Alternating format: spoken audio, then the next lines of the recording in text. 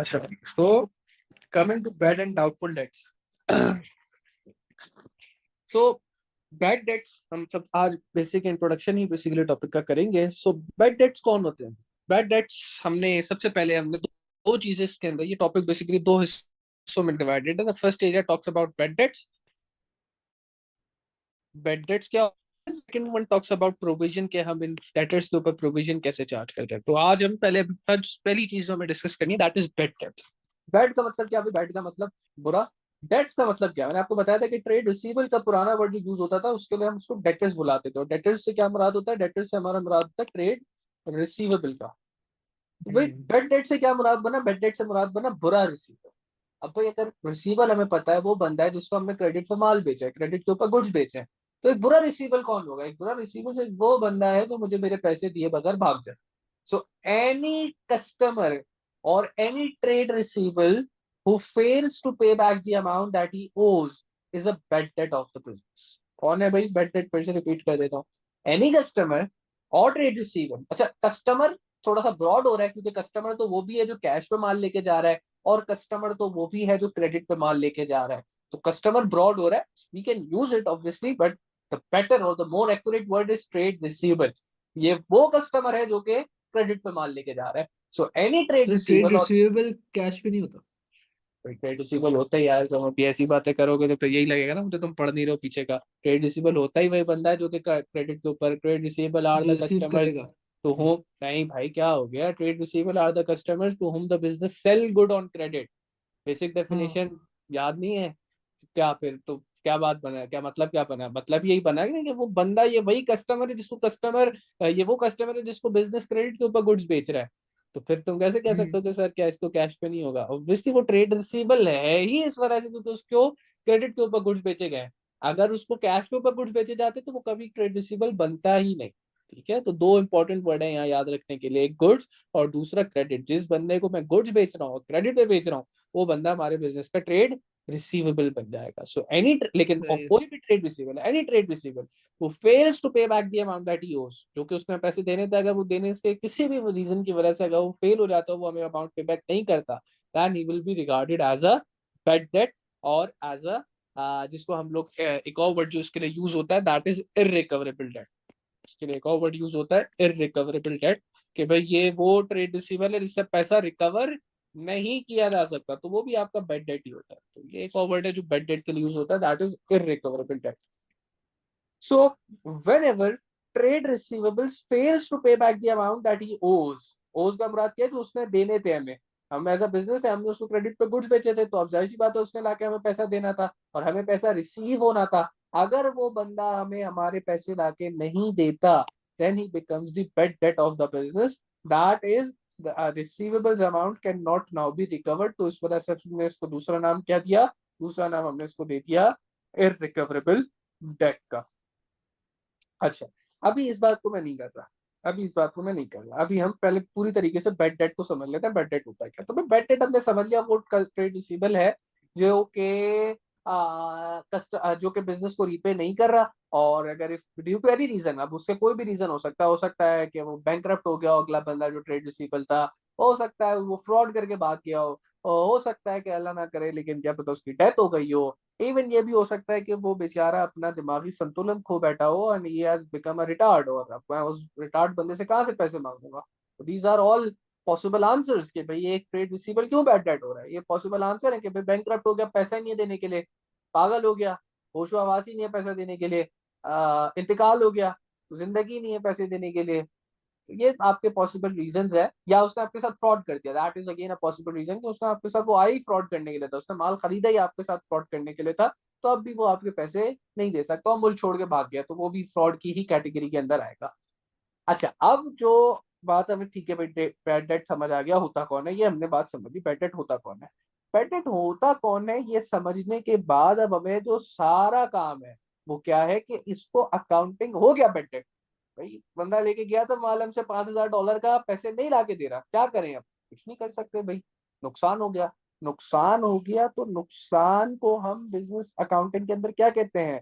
नुकसान को हम कहते हैं कि भाई ये हमारे लिए एक्सपेंस हो गया, खत्म.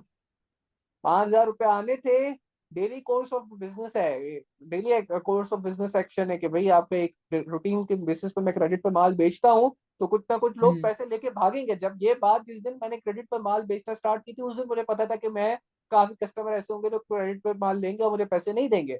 तो अब अगर कोई एंड अप कुछ लोग ऐसे बाकी निकल आते हैं जो कि मुझे पैसे नहीं देते, तो मुझे क्या करना है, मुझे वो सिंपली मेरे बिजनेस का एक्सपेंस हो जाएंगे। चले ठीक है, एक्सपेंस हो गया, आगे क्या करेंगे, आगे उसको अकाउंटिंग फ्रेमवर्क का पार्ट बनाएंगे।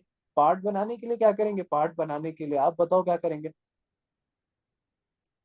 क्रेडिट हो गया, एक्सपेंस हो गया, अब उसको अकाउंटिंग हाँ, फ्रेमवर्क का पार्ट बनाना है। क्या चीज पहली करनी, as soon as the transaction happens what do we do, record करेंगे। रिकॉर्ड करेंगे। रिकॉर्ड कैसे करेंगे, रिकॉर्डिंग का पहला स्टेप क्या है, आइडेंटिफाई करेंगे एक्सपेंस है। नहीं नहीं नहीं, रिकॉर्डिंग का फर्स्ट स्टेप क्या है, आइडेंटिफाई। आइडेंटिफाई तो हमने स्टेप नहीं है, वो तो ठीक है, वो तो पहला स्टेप है, उसके अंदर पहला स्टेप है। रिकॉर्डिंग के 3 स्टेप्स, तो उसमें पहला स्टेप क्या था, अकाउंटिंग फ्रेमवर्क पढ़ा है ना आपने, यू हैव टू रिकॉर्ड। हाँ। रिकॉर्ड के 3 स्टेप्स, रिकॉर्ड के अंदर पहली चीज, रिकॉर्डिंग के अंदर 3 चीजें आती हैं, 3 सब कैटेगरीज हैं। बुक कीपर 3 कौन सी चीजें करता है, पहले डबल एंट्री करते। डबल एंट्री करता है। दैट इज द आंसर कि भाई ठीक है, ट्रांजेक्शन हो गई, अकाउंटिंग फ्रेमवर्क एक्टिवेट होगा, the very first thing that will do is we'll make a double entry to record that expense. अब जरा मुझे बता दूं, जब अब तुम्हारी वाली बात है कि अब डबल एंट्री बनानी है, तो अब मैं पूछूंगा अब क्या करोगे, तो तुम बोलोगे भाई क्लासिफाई कर लेंगे सर के ट्रांजेक्शन के अंदर एक्सपेंस हो रहा है। तो अब ठीक है, आपने भाई क्लासिफाई कर लिया, मुबारक को एक्सपेंस हो रहा है। अब एक्सपेंस को रिकॉर्ड करने के लिए मुझे डबल एंट्री बनानी है, तो मुझे बताओ बेड डेट को मैं क्या करूंगा, either I have to debit it और क्रेडिट इट। इसके अलावा तो कुछ है ही नहीं ना डबल एंट्री के अंदर। तो अब मुझे बताओ डेबिट करूंगा हाँ, क्रेडिट करूंगा। बेड डेट जो कि एक एक्सपेंस है, जब ये बढ़ रहा है, तो बेड डेट हो गया, तो bad debt as an expense क्या तो होना अब चाहिए, इसे डेबिट करेंगे। डेबिट करेंगे। तो अब आपको जरा बात समझ आई जो मैं कर रहा हूँ कि भाई हर चीज घूम फिर के डेबिट क्रेडिट पे ही आएगी। तो बेड डेट जितने से भी हुआ है, उससे मैं क्या कर दूंगा, बेड डेट, क्योंकि एक्सपेंस है, एक्सपेंस बढ़ता है तो डेबिट। और जो अशफाक मियाँ थे, जिनको मैंने 5,000 के गुड्स बेचे थे, और अब वो मुझे मेरे 5,000 रुपए के गुड्स देने के किसी मूड में नहीं है, और वो बेचारे हो सकता है बैंकरप्ट हो गए, चलो हम लोग पॉजिटिव सोच के साथ चलते हैं, आप वो दे ही नहीं सकते पैसे। तो अब आपको क्या लगता है कि जो अशफाक मियाँ थे उनसे मेरा क्या रिश्ता था, भाई रिश्ता तो एक ही था ना, ट्रेड रिसीवेबल थे, तभी तो पैसा लेके भाग गए, कोई और रिश्ता होता तो पैसे लेके भाग ही नहीं सकते थे। अब जब पैसे लेके भाग गए हैं, तो क्या ट्रेड रिसीवेबल कम हो रहा है आखिर या नहीं हो रहा, अशफाक मियाँ से जो पैसे मिलने थे वो अब मिलेंगे या नहीं मिलेंगे, नहीं मिलेंगे। नहीं मिलेंगे। तो ट्रेड रिसीवेबल कम हो रहा है नहीं हो रहा, कम हो रहा ट्रेड रिसीवेबल बिजनेस के लिए क्या होता है, है। रिसीवेबल होता है, क्रेडिटर होता रिसीवेबल भी कह रहे हो, फिर क्रेडिटर भी कह रहे हो, रिसीवेबल तो डेटर है। होता है डेटर, ना, डेटर। डेटर होता है, ठीक है। लेकिन मैं आपको पहले दिन से बता चुका हूँ, जब मैं पूछूं क्या होता है, तो मुझे अल्सर में से जवाब चाहिए, ALCER में से जवाब चाहिए, क्या होता है। ठीक है, रिसीवेबल होता है, बिल्कुल सही कहा आपने। तो अल्सर में से क्या होता है, एसेट, लाइबिलिटी, कैपिटल, एक्सपेंस और रेवेन्यू। एसेट। एसेट हो रहा है, एसेट यहाँ पे इस केस के अंदर जो मेरे अशफाक मियाँ जो ट्रेड रिसीवेबल थे, क्या वो बढ़ रहे हैं मेरे बिजनेस के अंदर या कम हो रहे हैं, क्या उनसे मुझे ज्यादा पैसा मिल रहा है उनके बेडेट होने के बाद, या मुझे कम पैसे मिल रहे हैं, कम। कम पैसे मिल रहे हैं। तो अगर एक ट्रेड रिसीवेबल कम हो रहा है जो कि हमारे बिजनेस के लिए एसेट है, तो उसको कम करके दिखाने के लिए क्या कर दूं, डेबिट क्रेडिट। क्रेडिट करेंगे। तो क्रेडिट करूंगा किस चीज को, ट्रेड रिसीवेबल, जो भी कस्टमर का नाम है, अशफाक भी हमारे कस्टमर का नाम है। बेसिकली एक्चुअल में तो कस्टमर का नेम इंपॉर्टेंट होता है, मैंने आपको बात पहले ही बताई थी कि एक्चुअल में कस्टमर का नाम इंपॉर्टेंट होता है, लेकिन अपनी आसानी के लिए मैं ब्रैकेट में ये जरूर मेंशन करूंगा कि ट्रेड रिसीवेबल, और वो क्या हो जाएगा, वो क्रेडिट हो जाएगा। क्योंकि भाई सीधी सी बात है, ट्रेड रिसीवेबल एसिड है, एसिड कम हो रहा है तो क्रेडिट, एसिड बढ़ता है तो डेबिट, कम हो रहा है तो क्रेडिट। तो यहाँ पे हमारा जो ट्रेड रिसीवेबल थे अशफाक में है, क्योंकि अब उनसे पैसे नहीं मिलने, और ट्रेड रिसीवेबल कम हो रहा है, एसिड कम हो रहा है, तो मैंने उसको क्या कर दिया, क्रेडिट। तो यहाँ पे मेरी क्या हो सो गई, ये डबल एक्स अमाउंट है या जी क्या है? बिल्कुल double double x amount, x हमेशा बहुत रिप्रेजेंट कर रहा है। तो लेट्स से अगर 5,000 है तो यहाँ पे 5,000 आ जाएगा। तो ये मेरी क्या बन गई, ये मेरी सीधी सीधी बेड डेट की डबल एंट्री बन गई। Bad debt being an expense बढ़ रहा है तो डेबिट, और trade receivable being an asset कम हो रहा है तो क्रेडिट। तो ये मेरी क्या हो सही। गई, ये मेरी जनरल एंट्री हो गई, क्या करने के लिए, journal entry to record bad debt. इधर तक कोई मसला? नहीं। बात समझ आ रही है? सारी चीजें घूम फिर के किधर आ रही है? घूम फिर के वही डेबिट क्रेडिट पे आ गई सारी चीजें। अब अगर तुम्हें मैंने हाँ हाँ। बता दिया बेड डेट एक्सपेंस है, तो यू शुड नो कि भाई बेड डेट एक्सपेंस है, अगर अब ये एक्सपेंस बढ़ रहा है तो automatically bad debt should be debited. Trade receivable कम हो रहा है, ट्रेड रिसीवेबल तुम्हें पता होना चाहिए एसिड है, एसिड कम होता है तो क्या होता है? क्रेडिट होता है, तो ट्रेड रिसीवेबल जो भी कस्टमर था वो क्रेडिट हो गया। अच्छा, ये जनरल एंट्री है टू रिकॉर्ड बेड डेट। अब एक्सपेंसेस को रिकॉर्ड करने के लिए एक और एंट्री भी होती है जिसको हम लोग कहते हैं ट्रांसफरिंग एंट्री। कौन सी entry? Transferring entry. Now this is transfer. Something new, इसको समझिए। ट्रांसफरिंग एंट्री से मेरा क्या मुराद है? पहले मैं ट्रांसफरिंग एंट्री बनती कब है ये जरा यहाँ पे एक्सप्लेन कर देता हूँ। ट्रांसफरिंग एंट्री बेसिकली आपकी तब बनती है जितने भी एक्सपेंस होते हैं या जितनी भी इनकम्स होती हैं, all expenses and incomes are transferred to. कितने ट्रांसफर होती होगी एक्सपेंसेस और इनकम? क्या लगता है आशिर, कोई जगह पता है तुम्हें जहाँ पे इनकम और एक्सपेंस को आप ट्रांसफर करते हो? इनकम और एक्सपेंस को डिडक्ट करो तो क्या चीज निकल के आती है? डिडक्ट करे तो मतलब प्रॉफिट इनकम, और लॉस। हाँ प्रॉफिट, और प्रॉफिट और लॉस क्या बनाने से निकलता है? कौन सा डॉक्यूमेंट बनाते हो? स्टेटमेंट ऑफ प्रॉफिट और लॉस। जिसको हम लोग इनकम स्टेटमेंट कहते हैं, सही है? हाँ सही।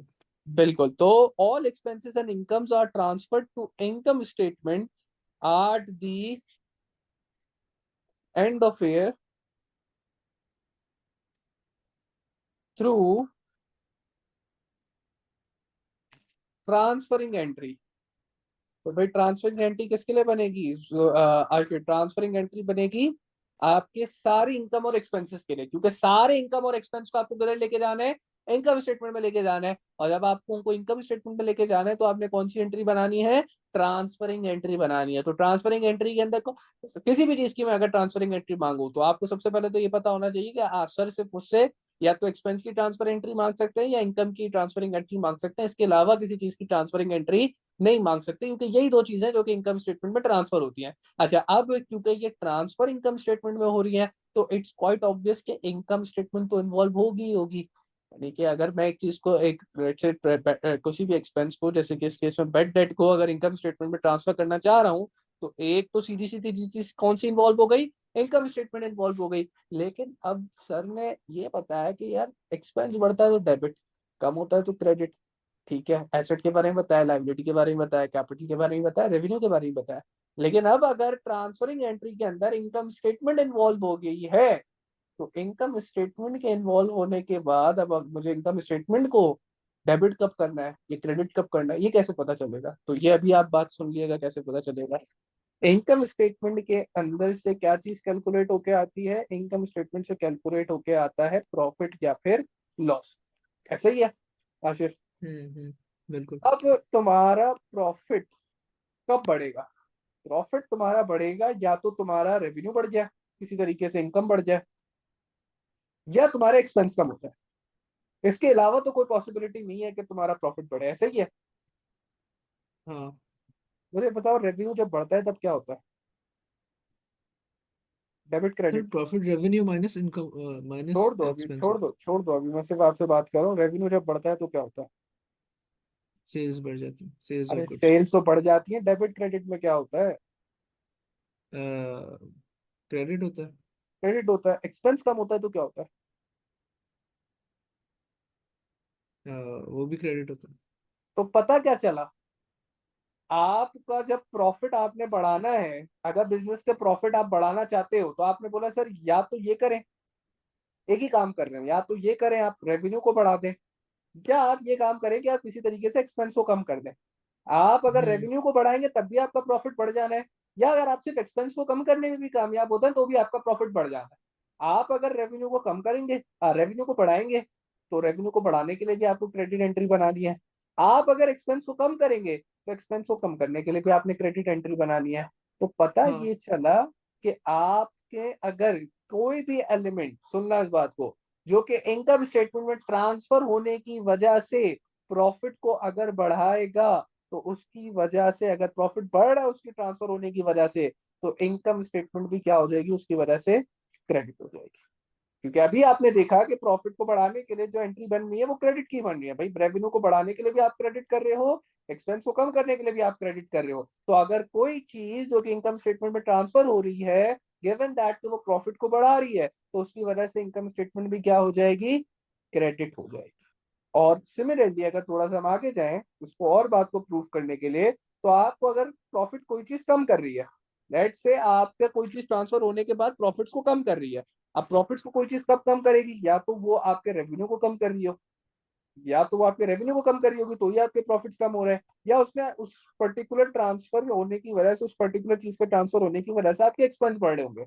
अब रेवेन्यू को अगर मुझे हाँ। कम करना है तो मुझे बताओ आशीष, मैं क्या करूंगा, डेबिट क्रेडिट? डेबिट। एक्सपेंस को बढ़ाना है तो भी क्या करूंगा, डेबिट। तो आपकी अगर इनकम स्टेटमेंट में कोई एक ऐसी चीज ट्रांसफर हो रही है जिसकी वजह से प्रॉफिट कम हो रहे हैं, तो इनकम स्टेटमेंट को भी क्या कर दूंगा, डेबिट। ये लॉजिक याद रखनी है आपने, बहुत जगहों पे काम होगी। तो अब आशीष जरा क्रेडिट। बताइएगा, इसकी अब ट्रांसफरिंग एंट्री आप खुद बताएंगे। जब बेड डेट जो कि एक एक्सपेंस है इनकम स्टेटमेंट में ट्रांसफर होगा तो प्रॉफिट को क्या करेगा, कम करेगा बढ़ाएगा? क्या चीज? बैड डेट जो कि एक एक्सपेंस है, जब हाँ हाँ। इनकम स्टेटमेंट में ट्रांसफर होगा तो क्या इसकी इनकम स्टेटमेंट में एक्सपेंस के आने की वजह से प्रॉफिट्स बढ़ेंगे कम होंगे? डिक्रीज होंगे। प्रॉफिट्स कम होंगे। आपको पता चल गया है कि भाई प्रॉफिट्स कम होंगे तो इनकम स्टेटमेंट में क्या होना है,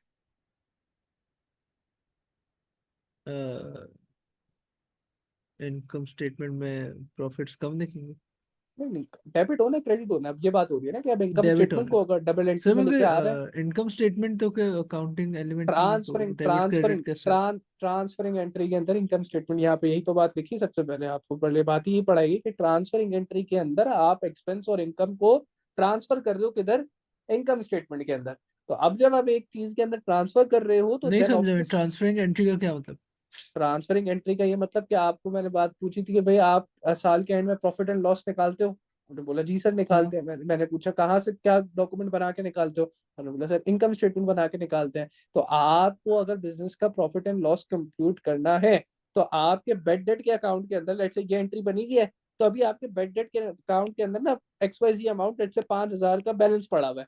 अब आप इस बैलेंस को किधर लेके जाना चाह रहे हो, once you are trying to compute your profit, आप इस बेड डेट के बैलेंस को लेके जाना चाह रहे हो इनकम स्टेटमेंट के अंदर। तो भाई अकाउंटिंग के अंदर कोई भी चीज उठा के इधर से उधर थोड़ी कर सकते हो भाई। अगर इस बैलेंस को तुम इनकम स्टेटमेंट के अंदर लेके जाना चाह रहे हो तो तुम्हें इस बैलेंस को ट्रांसफर करना है। अब जैसे समथिंग न्यू, ये वो नहीं है जो आप पढ़ते हुए आ रहे हो, अब जो पढ़ लिया उसी पे थोड़ी तो कहानी रहेगी, कहानी तो आगे जानी है ना।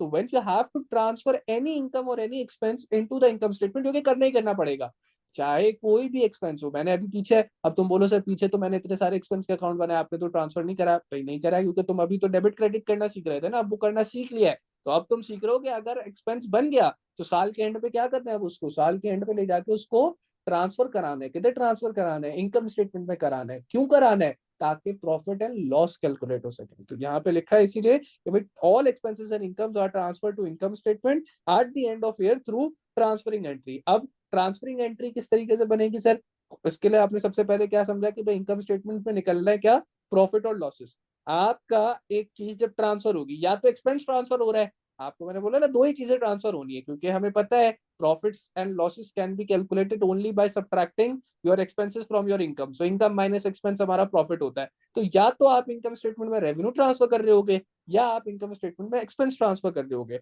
अब हमने बोला कि अगर हमारा प्रॉफिट बढ़ता है तो प्रॉफिट बढ़ाने के लिए हमें क्या करना है, या तो रेवेन्यू बढ़ रहा हो, कोई ऐसी चीज बढ़ रही हो जो कि हमारी इनकम को बढ़ा रही हो, या कोई ऐसी चीज या कोई ऐसी चीज ट्रांसफर हो रही हो जो कि हमारे एक्सपेंस को कम कर रही हो। तो दोनों ही केसेस के अंदर हमने देखा कि भाई रेवेन्यू बढ़ेगा तब भी क्रेडिट एंट्री है, एक्सपेंस कम होगा तब भी क्रेडिट एंट्री है। यानी कि अगर कोई ऐसी चीज में ट्रांसफर कर रहा हूं जिसकी वजह से प्रॉफिट बढ़ रहा है, तो इनकम स्टेटमेंट में क्या होना है, इनकम स्टेटमेंट में क्रेडिट होना है। ये अब आज आप सीख रहे हो, ये छोड़ दो कि सर ये तो अकाउंटिंग एलिमेंट नहीं था, वो बस बात अब जो थी वो आपका बेसिक कॉन्सेप्ट बिठाने के लिए थी। अब ये थोड़ी आप सोच के बैठे रहोगे कि कहानी उसके आगे बढ़ेगी नहीं, कहानी तो बहुत आगे तक जाएगी। वो है ना शेर, बात निकली है तो बड़ी दूर तक जाएगी। तो वो तो तुमने अभी ABCD पढ़ लिया, अब इसका ये मतलब थोड़ी है कि तुम अल्फाबेट्स बनाना नहीं पढ़ोगे कि अल्फाबेट्स कैसे बनते हैं। तो आपका प्रॉफिट जब बढ़ता है तो आपको पता चला कि इनकम स्टेटमेंट क्या होगी, इनकम स्टेटमेंट। अच्छा, मैं अभी भी अपनी बात पे कायम हूँ कि आपको पता सिर्फ 5 ही अल्सर के एलिमेंट होने चाहिए। ये इनकम स्टेटमेंट तो मैंने कनेक्ट किया, अगर तुम गौर से देखो तो मैंने प्रॉफिट को जो मैंने यहाँ पे बोला कि इनकम स्टेटमेंट क्रेडिट होगी, तो मैंने डायरेक्टली ये, मैंने ऐसा थोड़ी है कि मैंने ये पार्ट नहीं करा है तो मैं और सिर्फ बोल दिया कि भाई इनकम स्टेटमेंट की अपनी कोई नेचर है। नहीं, इनकम स्टेटमेंट की अपनी कोई नेचर नहीं है। आपने देखना है कि भाई इनकम स्टेटमेंट के अंदर जो चीज कैलकुलेट हो रही है वो प्रॉफिट है। वो प्रॉफिट इंपैक्ट हो रहा है दो चीजों की वजह से, रेवेन्यू और एक्सपेंस।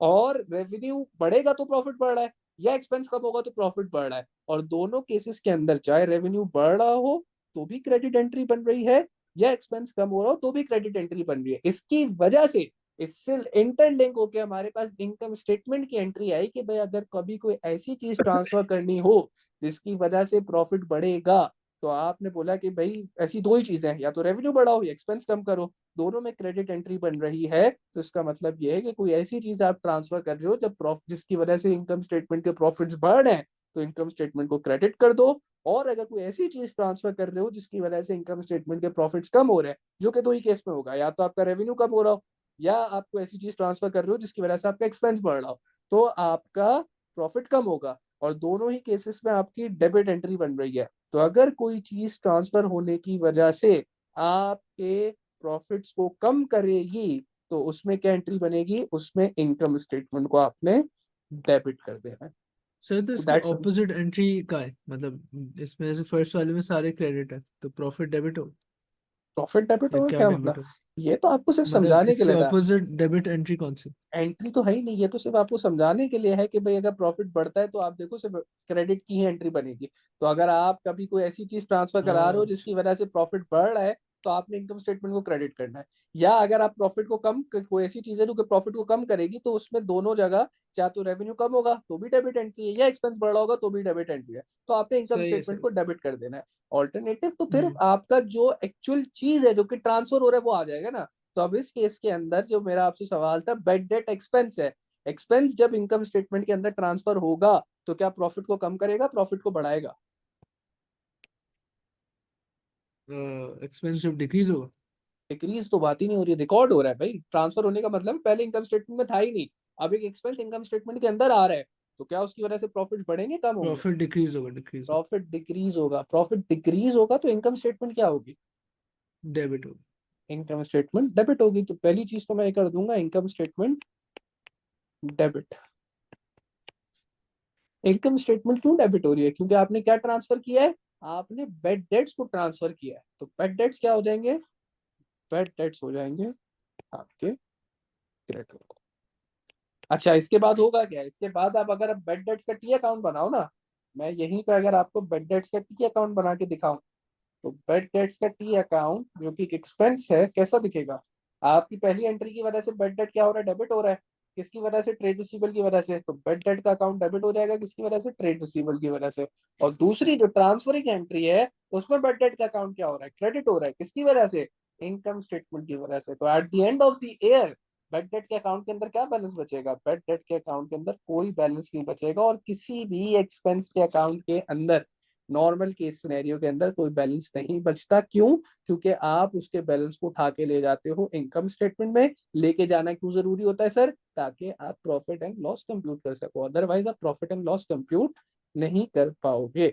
सो इवेंचुअली आप देख लो, बेड डेट का टी अकाउंट भी हमने बना लिया, जो कि सेकंड स्टेप होता है रिकॉर्डिंग के बाद। Once you are done with the double entries, आपने क्या बनाना होता है, टी अकाउंट बनाना होता है। तो बेड डेट का टी सर इधर अकाउंट भी हमने इनकम बना लिया। स्टेटमेंट क्रेडिट क्यों है? इनकम स्टेटमेंट क्रेडिट नहीं हुई बेटा, आप ये देखो ना तुम, और से देखो क्या क्रेडिट हो रहा है। अकाउंट किस चीज का है, किस चीज का बैड अकाउंट है? डेट्स। तो क्या अगर यहाँ पे क्रेडिट साइड पे एक अमाउंट लिखी हुई है, तो उसका मतलब कौन क्या क्या क्रेडिट हो रहा है? बेड डेट का अकाउंट क्रेडिट हो रहा है इनकम बैड स्टेटमेंट। डेट्स, हाँ हाँ। बेड डेट तो bad debts. Particular income statement, और वो पर्टिकुलर इनकम स्टेटमेंट क्यों है भाई? वो यहाँ से उठ के आया है, यहाँ पे था, इस वजह से आया, ये रहा। इस डबल दूसरी अच्छा। एंट्री जो आपने ट्रांसफरिंग एंट्री बनाई है, उसमें बेड डेट क्रेडिट हो रहा था, किसकी वजह से? क्योंकि आप ट्रांसफर कर चुके हो उस एक्सपेंस को किधर, इनकम स्टेटमेंट के अंदर। तो इस वजह से इनकम स्टेटमेंट जो है वो रीजन में आया। डज दिस सही मेक है। सेंस भाई? बात समझ आई है अभी क्या बात हुई हाँ। आज? अच्छा, अब इसकी आसानी के लिए, वैसे तो मैंने तुम्हें पूरा रिलेशन बता दिया, और मैं तुमसे एक्सपेक्ट करता हूँ कि तुम अब ये रिलेशनशिप याद रखो, इसको अपने पास इसी तरह रिकॉर्ड करो और इसको एज इट इज याद रखो। लेकिन अपनी आसानी के लिए क्योंकि मैं तुमसे अब जब पूछूंगा तो अगली बार से जो एक्सपेंस आएगा तो मैं ये पूछूंगा कि भाई ये एक्सपेंस ट्रांसफर हो रहा है, मेरा पहला सवाल होगा बताओ प्रॉफिट को क्या इम्पैक्ट कर रहा है, और अगला सवाल होगा बताओ इनकम स्टेटमेंट को क्या कर रहा है, और हो सकता है मैं डायरेक्टली पूछ लूँ इनकम स्टेटमेंट को क्या कर रहा है। तो अपनी आसानी के लिए तुम ये याद रख सकते हो कि भाई एक तो ये चीज है कि अगर प्रॉफिट को बढ़ा रहे हैं तो आप सीधा सीधा देख लो इनकम स्टेटमेंट क्रेडिट हो रही है, प्रॉफिट को कम कर रहा है सीधा सीधा देख लो इनकम स्टेटमेंट डेबिट हो रही है। तो इसको तुम इस तरीके से भी कंक्लूड कर सकते हो अगर चाहो तो। अब ये कोई देखो ये कोई स्टैंडर्ड या कोई सी चीज से सपोर्टेड नहीं है, ये तुम्हारी आसानी के लिए। इंटरलिंक मैंने ये कॉन्सेप्ट तो मैं कर दिया कि भाई एक्चुअल कॉन्सेप्ट जो था। अब अपनी आसानी के लिए तुम चाहो तो इसको इस तरीके से कंक्लूड कर सकते हो कि भाई इनकम स्टेटमेंट की nature, income statement has a credit nature, as a credit nature, anything which increase profit, कोई भी चीज जो कि प्रॉफिट को बढ़ाए, which increase profit will credit income statement, will credit the income statement. Anything which increase in profit will credit income statement, and anything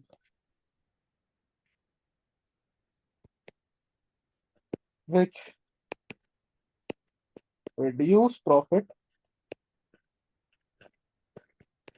will debit income statement. ये एक तरीका है और है इसको याद रखने का कि भाई इनकम स्टेटमेंट की नेचर क्रेडिट होती है। कोई चीज अगर ऐसी रिकॉर्ड हो रही है जो कि प्रॉफिट बढ़ाएगी तो इनकम स्टेटमेंट को क्रेडिट कर देना है, कोई चीज ऐसी रिकॉर्ड हो रही है जो प्रॉफिट्स कम करेगी तो इनकम स्टेटमेंट को आपने डेबिट कर देना। और उसके पीछे का अगर लॉजिक हो तो लॉजिक ये कि भाई अगर आपका प्रॉफिट बढ़ रहा है तो आप देख लो दोनों एंट्री क्रेडिट की साइड पे बननी है, डेबिट की पॉसिबिलिटी नहीं है, तो आपका प्रॉफिट बढ़ना है तो क्रेडिट साइड पे ही। और अगर प्रॉफिट कम हो रहा है तो उसके लिए भी चाहे वो either in the form of decrease in revenue हो रहा हो या in the form of increase in expense हो रहा हो, आपकी डबल एंट्री तो डेबिट पे ही बननी है। तो इसका लॉजिक ऊपर गिवन है, और जो आप आसानी के लिए बात याद रखने के लिए काम करने के लिए रख सकते हो वो ये सिंपली रख सकते हो कि इनकम स्टेटमेंट की नीचे क्रेडिट है, increase in profit will lead to a credit entry in income statement, sir decrease in. Credit क्यों है? अरे यार चीजों तुम तो ये भी इतनी बात ऊपर लंबी करी तो कि भाई अगर प्रॉफिट बढ़ रहा है तो दो ही वजह से प्रॉफिट बढ़ सकता है ना। तुम थिंक हाँ ऑफ एनी थर्ड एलिमेंट के जो उसमें किसी वजह से तुम्हारा प्रॉफिट बढ़ सके, दो ही एलिमेंट समझ आते हैं, या तो रेवेन्यू बढ़ रहा बिल्कुल। होगा या एक्सपेंस कम हो रहा होगा। फिर मैंने तुमसे पूछा भाई बताओ रेवेन्यू बढ़ेगा किस साइड पे, तुमने बोला क्रेडिट साइड पे। मैंने पूछा एक्सपेंस किस साइड पे कम होगा, तुमने बोला क्रेडिट साइड पे। तो मैंने जाके ये हम्म। रिलेशन देखा कि भाई अगर प्रॉफिट बढ़ रहा है इसका मतलब एंट्री क्रेडिट पे बनेगी, क्योंकि हाँ प्रॉफिट सही है। बढ़ने के दो ही रीजन है और दोनों ही रीजन के अंदर एंट्री क्रेडिट है। तो फिर मैंने जाके लिखा कि भाई हेंस आपका एक रिलेशनशिप बन रहा है कि अगर प्रॉफिट बढ़ते हैं तो इनकम स्टेटमेंट में क्या हो जाना है, क्रेडिट हो जाना है। और फिर नीचे यही हम्म। बात हुई कि भाई प्रॉफिट कम होगा तो दो रीजन है, या तो रेवेन्यू कम हो रहा हो या एक्सपेंस बढ़ रहा हो। मैंने तुमसे पूछा रेवेन्यू कम होगा तो कौन सी एंट्री बनेगी, तुमने बोला डेबिट की। मैंने बोला एक्सपेंस बढ़ेगा तो कौन सी एंट्री बनेगी, तुमने बोला अगेन डेबिट। तो फिर मैंने रिलेशनशिप बनाया कि भाई अगर प्रॉफिट कम हो रहा है इसका मतलब यह है कि आप इनकम स्टेटमेंट में डेबिट की एंट्री बनाओगे। और जब मैंने ये रिलेशनशिप स्टेब्लिश कर दिया उसके बाद मैंने तुम्हें ये लिखवाया कि भाई आपका जब एसेट और लाइबिलिटी, ये मैंने आपको अल्सर के ही थ्रू रिलेशनशिप पहले स्टेब्लिश करके दिया हाँ रेवेन्यू और हाँ एक्सपेंस को यूज करते हुए। और उसके बाद फिर बिल्कुल। मैंने आसानी के लिए ये बात लिखवा दी कि भाई आपकी इनकम स्टेटमेंट का नेचर आप कह सकते हो याद रखने के लिए ये क्रेडिट होता है। अगर प्रॉफिट्स कोई चीज बढ़ा रही है तो इनकम स्टेटमेंट को क्रेडिट कर दो, अगर कोई चीज प्रॉफिट कम कर हम्म। रही है इनकम स्टेटमेंट को डेबिट कर दो। सही है। ठीक है, तो आपको रिलेशनशिप भी याद होना चाहिए। बट अगर रिलेशनशिप में आप स्टक होते हो तो ये चीज भी आपको मतलब आपके काम पूरी पूरी आ जाएगी और आपको कहीं अटकने नहीं देगी। बाकी तो बेहतर इज ऑब्वियसली कि आपको रिलेशनशिप याद हो। ठीक हो गया, तो हम आज की हम्म। क्लास यही रखेंगे। बेड डेट हमने पूरा पढ़ लिया है। बेड डेट्स क्या होता है हमने पढ़ लिया है सारा का सारा। बेड डेट्स होते क्या है, उनकी जनरल एंट्री कैसे बनती है, उनको इनकम स्टेटमेंट में ट्रांसफर करने के लिए उनकी ट्रांसफरिंग एंट्री क्या होती है, एंड इवन उनका उसका जो टी अकाउंट है विच इज वेरी सिंपल, जिसका कोई बैलेंस बीडीसीडी भी नहीं होता, वो भी हमने देख लिया है कि भाई किस तरीके से बनेगा। तो any confusion up until now? No sir, ठीक अब हो ये गया। नोट्स बाद में पढ़ेंगे या आप सेंड कर दें? नोट्स में कुछ भी नहीं है, यही सब तो है और क्या है। ये तुम इससे डिटेल में थोड़ी है, तो मैं तुम्हें राइट पे पढ़ा रहा हूँ लेफ्ट पे कभी कुछ उससे ज्यादा डिटेल चीज थोड़ी होगी। यही डबल एंट्री वगैरह लिखी हुई है, कुछ इसमें डिफरेंस नहीं है। बेड अच्छा डेट्स आर अच्छा। The expense of the business has a debit nature, general entry bed date debit, trade receivable credit, transferring entry, income statement debit bed date credit, तो मैंने इतनी डिटेल में सारी लॉजिक के साथ बता दी, तुम बात कर रहे हो यार राइट वाले नोट्स कब पढ़ेंगे, खुद से पढ़ लेना, मसला थोड़ी है, वही सही सारी है। बात है। ठीक है। ठीक है, चलो ख्याल रखो अपना, फिर इंशाल्लाह नेक्स्ट क्लास में मिलते हैं, अल्लाह हाफिज। सर आपने नहीं बताया कि क्लास आप रख पाएंगे फ्राइडे सैटरडे या नहीं? यार हाँ, वो फ्राइडे सैटरडे तुम्हें कोई इशू आ रहे हैं टाइमिंग्स पे जो हमारी नॉर्मल है? सर एक्चुअली आपकी क्लास के बाद बिल्कुल मेरी फिजिक्स की होती है। मेरी क्लास के फौरन बाद तुम्हारी फिजिक्स की क्लास होती है? नहीं असल हमजा में, करूँ के साथ। हाँ तो अभी ये है कि फ्राइडे सैटरडे यार मैं अभी दिसंबर तक तो कुछ चेंजेस नहीं कर सकता, क्योंकि मेरी अपनी यूनिवर्सिटी का स्केड्यूल जो है ना वो फ्राइडे सैटरडे अलाउ नहीं करेगा मुझे। सही लेकिन है सही है। आफ्टर दिसंबर अगर कोई पॉसिबिलिटी बनी मेरे पास ना कुछ भी चेंज करने की, तो मैं तुम्हें बता दूंगा कि यार मेरी क्लासेस जो है वो मूव, और नॉर्मली यही होता है कि मैं फिर दिसंबर के बाद ही अगर मुझे खुद भी अगर कोई चेंजेस करनी होती है, तो मैं वही छुट्टियों के बाद जो नया स्केड्यूल आता है ना अपनी मेरे खुद यूनिवर्सिटी का, उसके हिसाब से कर लेता हूँ। तो फिर मैं तुम्हें तब बता ठीक दूंगा है। कि जो भी हमारे पास फ्राइडे या फ्राइडे जिस भी दिन की टाइमिंग आएगी तो तब हम लोग शिफ्ट कर सकते हैं, लेकिन अभी for the month of December तो हम कुछ भी अभी पॉसिबिलिटी नहीं है। ठीक है, ठीक है। सही है मसला चलो ख्याल रखो बेटा अपना, ठीक है इंशाल्लाह, तो नहीं। नेक्स्ट ओके क्लास ओके, में अल्लाह मिलते हाफिज, अल्लाह हाफिज। हैं।